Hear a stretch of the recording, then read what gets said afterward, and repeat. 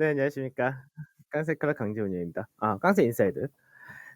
오늘 시장 보면은 어제 오후부터가 사실 좀 시장이 또 변동이 또 굉장히 크게 나타납니다. 뭐 이슈에 따라서 등락을 보이는데, 어제 이제 오후장 들어서 이제 우크라이나 관련해서 이슈가 붙으면서 상승폭을 다 반납을 했다가 다시 회복했다가 이 과정을 반복했고, 그다음 이제 미증시가 또 하락을 세게 했죠. 그리고 난 다음에 지금 현재는 어 이제 러시아와 미국 간의 외교부 장관 회담을 다음 주 진행한다 이렇게 얘기가 나오면서 이 미선물의 강세와 더불어서 지수 역시 어느 정도 반등이 나온다 됩니다.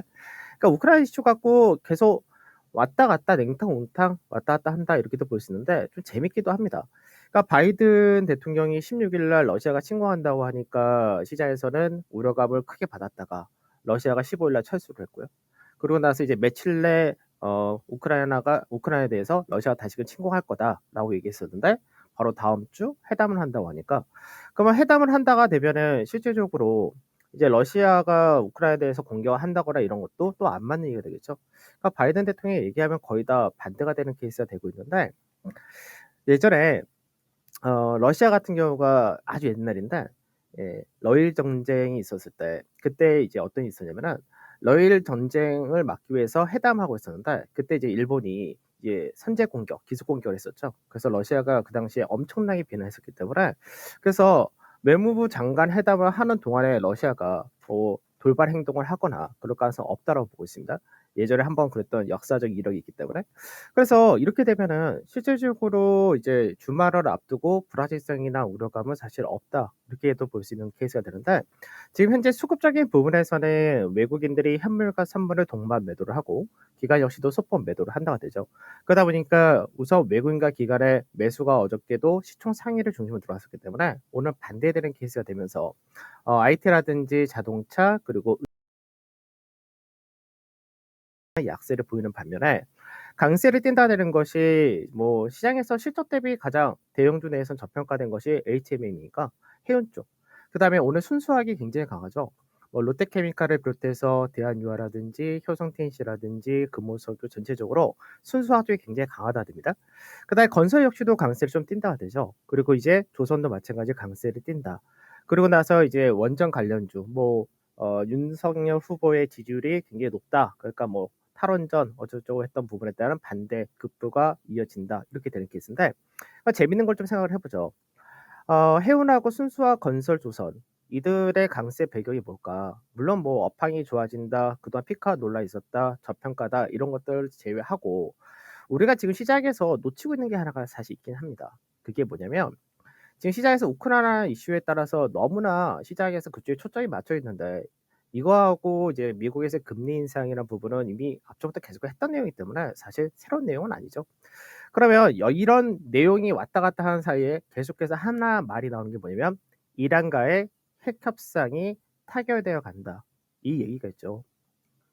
그러면 이 부분을 현재는 시장에서 워낙에 우크라이나 이슈가 세다 보니까 무시를 한다가 되긴 하는데 지금 현재 강세 띄고 있는 해운이라든지 순수화학이라든지 건설이라든지 이런 조선까지도 이쪽이 다 이란과의 핵 협상 타결 부분과 연결이 된다는 부분 좀 생각하셔야 될 것 같습니다. 그러면 어떤 부분이 연결되느냐 이 부분이죠. 자, 지금 현재 러시아가 이제 문제가 되는 부분이 우크라이나와 계속해서 말이 되면서 천연가스를 러시아가 굉장히 많이 유럽이라는 데 공급을 한다 이런 부분이 있는데 그러면 실질적으로 왜 갑자기 미국이라든지 유럽에서 이란과의 핵 협상 타결 원래 이제 했었던 부분을 트럼프가 엎어버렸던 건데 이걸 다시 복원을 하느냐 그 부분이겠죠.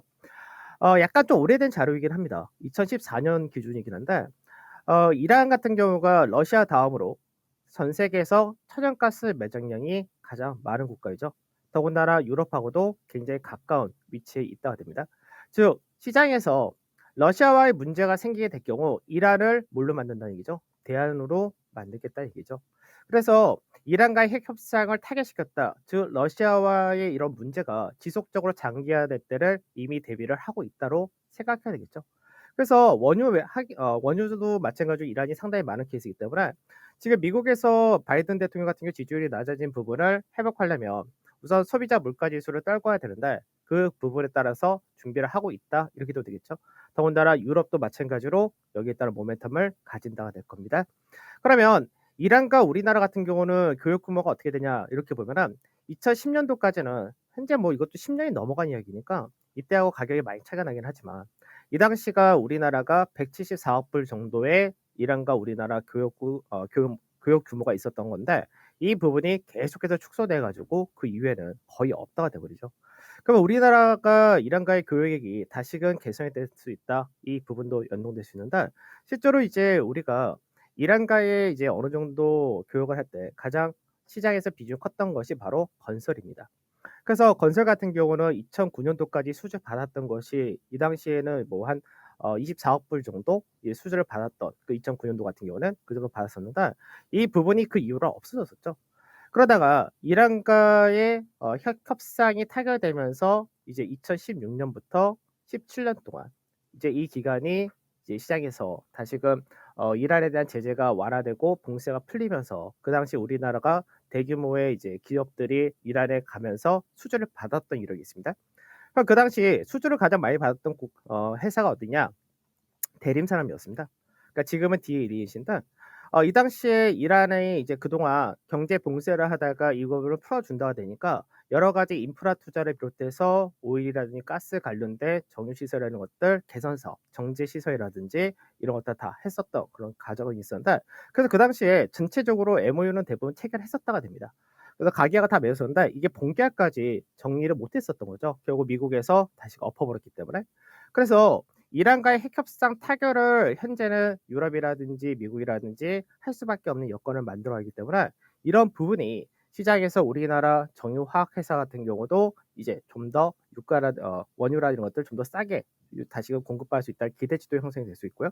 그리고 이제 수주 예전에 받았던 거를 다시금 재개할 수 있다는 기대치도 갈 수 있다 되는 거고 그리고 러시아로부터의 천연가스 공급을 이제 유럽이라든지 이쪽에 하게 된다면 당연히 이제 추가적인 운송 선박이라는 것도 필요하다 이렇게 도 되겠죠. 그러니까 이제 뭐 순수화학이라든지 건설이라든지 해운이라든지 다 실적 대비 저평가고 업황 자체가 좋다는 것도 동일하지만 이런 모멘텀도 가지고 있다. 그래서 우리가 시장에서 지금 우크라이나 이슈에 대해서 너무 시장이 민감하게 대응을 하고 있는데 지금 현재 이란과의 핵 협상 타결이라는 이 이슈는 꼭 미리 체크를 하고 가야지 어느 정도 선점할 수 있다는 부분도 체크해야 될 것 같습니다. 자, 그러면은 시장에서 이제 추가적으로 봐야 될 부분을 좀 생각해 보도록 하죠. 자, 선물지수인데 선물지수 이제 아침에도 잠깐 설명해 드렸지만 선물지수가 외국인들이 앞전에 대규모에 매도했던 부분에서 절반 이상을 축소를 했다가 되죠. 그 오늘 시장에서 외국인들이 추가적으로 거래소라든지 선물이라든지 코스라든지 매도를 한다 해봐야 매도 규모는 얼마 안 되는 케이스고 지금 보게 되면은 이 라인대가 어저께도 이제 고가랄 때 넘어갔다가 장중에 지지받았던 자리대 이게 어떤 자리냐면은 이 자리가 5일선과 21선이 딱 위치한 자리가 되는 거고요. 그동안 1월 달부터 국내 증시에서 가파르게 하락했던 자리대가 앞전에는 하락까지 가팔랐으면은 완만한 가격을 넘어간 구조에서 지지를 밟고 움직인다 되겠죠. 그럼 이 라인대에서 어느 정도 지지를 마무리하고 다음 주에 이제 위로 가면은 딱 좋은 그런 그림이 되는데 지금 현재 하나씩 보도록 하죠. 차트를.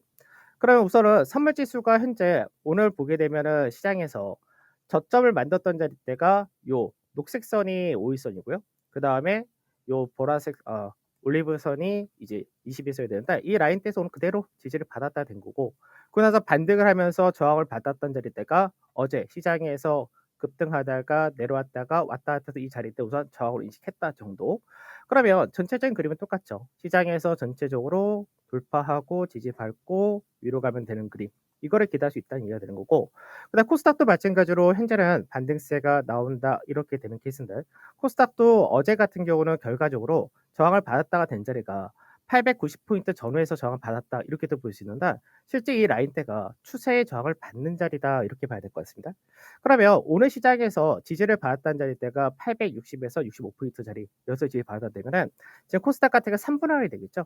그러면 현재는 코스닥은 쌍바닥이 만들 수 없는 구조니까 이런 식으로 바닥 다지고 올라가는 과정이 만들어져야지 시장에서 추가적인 강세가 가능해진다 정도 이렇게 보시면 될 것 같습니다. 그래서 오늘 시장에서 이렇게도 생각하셔야죠. 오늘 외국인과 기관이 매도를 한다. 거래소나 코스닥이나 선물에서 매도한다 하더라도 어저께 매도 부분에 비하면 얼마 되지 않는다가 되는 것이고, 시장에서 어저께 돌았던 것이 시총 상위를 중심으로 돌았다면 오늘은 시총 상위를 중심으로 전체적으로 조금씩 매도한다 정도 이렇게 되는 케이스라서, 그래서 실제적으로는 시총 상위주들의 약세를 주로 띠기는 하지만 그 밑에 있는 중성이라든지 아까 제가 얘기했었던 건설이라든지 뭐 순수화학이라든지 그리고 납법과대도 일부 해당이 되고 항공, 조선 이런 쪽까지 다 기계까지 해서 상당히 좋은 흐름을 보여주기 때문에 시장에서 업종별 차별화 좀 더 이어진다 정도? 그러니까 지수 자체에 대해서 크게 신경 쓸 필요가 없다가 되겠죠. 그럼 이제 오후장까지 해서 우리가 생각해야 될 부분 뭐가 있냐? 주말 동안의 불확실성은 없다가 되는 겁니다. 주말 동안에 뭐 미국하고 러시아 관련해서 어떤 일이 벌어질 가능성은 거의 없다가 되는 거고요. 그다음에 오늘 미국에서 옵션 만기일이 있고 다음 주 월요일 날은 미증시가 휴장에 들어갑니다. 그래서 변동성이 완화될 가능성이 상당히 높다 했죠. 왜? 러시아와 미국하고 외무부 장관 회담이 결국 시간 끌기로 갈 가능성이 높다가 되기 때문에 그렇죠. 그다음에 다음 주에는 중요한 이벤트라는 게 거의 없습니다. 그러니까 중요한 이벤트가 없다는 얘기는 국내 증시 자체적인 평가가 가는 거. 국내 증시 너무나 과매도가 됐고 반등 자체도 많이 못 나왔기 때문에 그게 나올 수 있는 구간에 진입할 수 있다고 생각하시면 될 것 같고요. 수급 자체가 하루하루 볼 때는 뭐 굉장히 좀 뭔가 불안한 것 같이 보이지만 결과적으로 외국인과 기관의 수급이 개선되는 모습까지도 이어진다기 때문에 시장에서 별로 주말을 앞두고 우려하거나 이렇게 해서 갈 필요는 없다. 그래서 오늘 시장에서 핵심은 뭐냐면 이란과의 핵 협상 타결 이 부분에 대해서 초점 좀 더 맞추는 것이 좋을 것 같다. 이렇게 보시면 되겠습니다. 자, 오늘 저는 여기서 마무리하도록 하고 다음 주에 뵙겠습니다. 감사합니다. 깡센의 인사이드였습니다.